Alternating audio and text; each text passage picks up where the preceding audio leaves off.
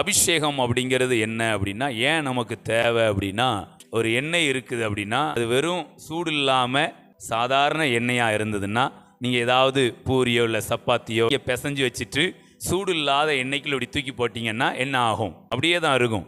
ஆனால் இதே சூடாக்கப்பட்ட எண்ணெய்க்குள்ளே நீங்கள் தூக்கி போட்டிங்கன்னா அந்த மாவு பூரியாக மாறுது, மாவு சப்பாத்தியாக மாறுது, மாவு வடையாக மாறுது. அது மாதிரி இந்த அபிஷேகத்தை நமக்குள்ள நம்ம ஃபீல் பண்ணும்போது என்ன நடக்கும் அப்படின்னா, ஏதோ ஒரு காரியம், இந்த உலக பிரகாரமான காரியங்கள் ஏதாவது நம்ம மேலே வந்துட்டு, அது லௌகிக துக்கமாக இருக்கலாம், வியாதியாக இருக்கலாம், பலவீனமாக இருக்கலாம், சில சூழ்நிலையாக இருக்கலாம்.